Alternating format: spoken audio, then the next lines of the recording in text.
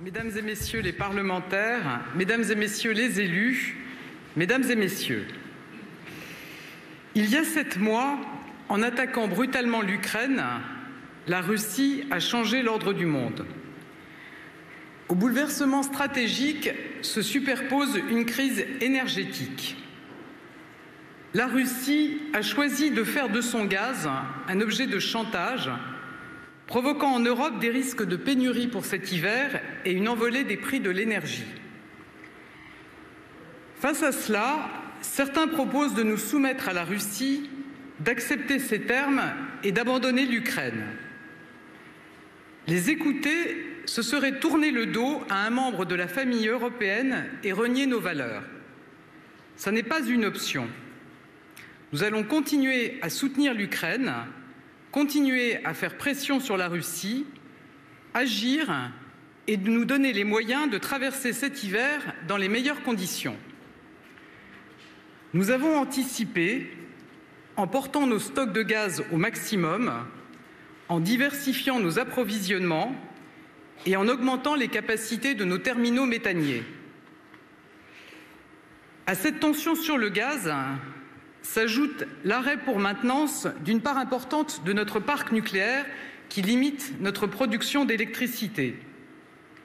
Mais grâce à la solidarité européenne et à la sobriété, nous pouvons passer les mois qui viennent en évitant des coupures d'énergie. La sobriété, vous venez de l'évoquer tout au long de vos présentations. Et pourtant, il y a quelques mois à peine, peu d'entre nous étions familiers de ce concept. Mais avec la guerre, avec l'urgence de la transition énergétique, puis l'appel du président de la République, la sobriété s'est imposée comme une nécessité. Vos présentations l'ont montré, la sobriété énergétique, ça n'est pas produire moins et faire le choix de la décroissance. C'est éviter les consommations inutiles et ne pas consommer tous au même moment. Ce sont des gestes parfois anodins, mais qui, à grande échelle, ont un impact considérable. Des gestes qui allègent nos factures, des gestes qui réduisent notre empreinte sur le climat. Car la sobriété, c'est une affaire de collectif. L'État doit montrer l'exemple. Et avec lui, collectivités, entreprises et citoyens doivent agir ensemble, chacun à la mesure de ses capacités. C'est la mobilisation générale qui donnera des résultats. Et vous y avez beaucoup travaillé depuis cet été. Cela me conduit à une dernière conviction. Une sobriété efficace est une sobriété concertée. Les professionnels de chaque secteur sont les mieux à même d'identifier les sources d'économie d'énergie. La sobriété doit venir de l'expertise du terrain et s'adapter à chaque filière. C'est la condition pour qu'elle soit bien acceptée et mise en œuvre. C'est ainsi que nous aurons des baisses de consommation maximales sans pénaliser notre économie. En partant de ces principes, nous nous sommes fixé un objectif: baisser de 10% notre consommation d'énergie dans les 2 prochaines années. C'est le défi que j'avais lancé lors des universités du MEDEF cet été. Celui de miser sur la responsabilité collective et non sur la contrainte. Aujourd'hui, ce défi est en passe d'être relevé. Chacun a pris la mesure de la situation. Chacun a joué le jeu et porté sa pierre à l'édifice et cherché des solutions. Grâce à vous, le plan de sobriété présenté aujourd'hui nous donne une feuille de route crédible pour atteindre notre cible. Je veux vous en remercier et saluer le travail mené par chacun d'entre vous sous l'égide, chère Agnès, du ministère de la Transition énergétique. Aujourd'hui, nous prenons des mesures globales comme des mesures ciblées. Nous jouons sur toute la gamme des économies d'énergie, qu'il s'agisse du chauffage, de l'éclairage ou du numérique. Nous actionnons tous les leviers.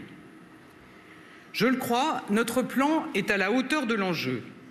Nous devons maintenant le mettre en œuvre pleinement. Nous le ferons connaître au grand public. C'est l'objet de la campagne « Chaque geste compte » que vient de présenter Agnès Pannier-Runacher. Nous nous donnerons aussi des outils de suivi de la situation. Nous publierons chaque semaine l'évolution de notre consommation d'électricité et de gaz. En fonction de celle-ci et de la météo, nous saurons si nous avons réalisé les économies d'énergie nécessaires. Par ailleurs, avec RTE, nous renforçons le dispositif EcoWatt, véritable bison futé de la situation énergétique.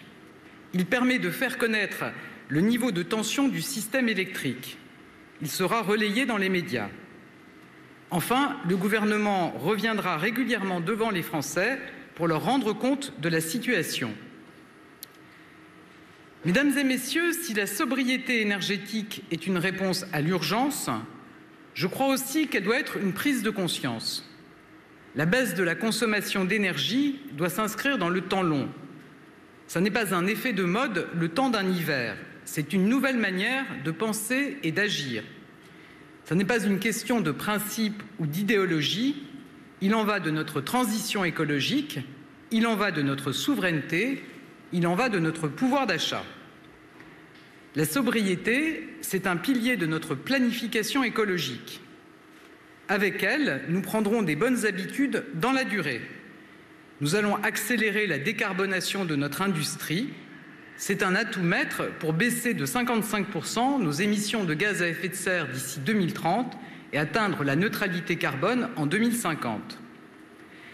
La sobriété, c'est un levier essentiel pour sortir rapidement de notre dépendance aux énergies fossiles. Elle permettra une transition maîtrisée vers un mix énergétique décarboné et plus souverain autour du nucléaire et du renouvelable. Nous nous donnons les moyens d'y parvenir. Dans les prochaines semaines, le Parlement examinera des textes pour accélérer le développement de l'un comme de l'autre. La sobriété, enfin, c'est du pouvoir d'achat durable. En maîtrisant notre consommation, nous pourrons réaliser des économies sur les factures d'énergie. Pouvoir d'achat et transition écologique doivent aller de pair. Mesdames et messieurs, certains voudraient réduire la sobriété à quelques symboles, voire la tournent en dérision. Aujourd'hui pourtant, la sobriété n'a jamais été une question aussi sérieuse. C'est une des clés de notre sécurité d'approvisionnement, c'est un gage pour notre souveraineté, c'est une opportunité pour notre pouvoir d'achat, c'est un fondement pour la transition écologique. La sobriété est là pour s'installer, c'est une opportunité pour nous comme pour notre société. Alors nous avons tous notre rôle à jouer, tous notre part à prendre selon nos moyens, nos capacités. La sobriété est l'affaire de tous. Ensemble, nous traverserons cet hiver sans coupure et nous bâtirons une société plus sobre et décarbonée. Je vous remercie.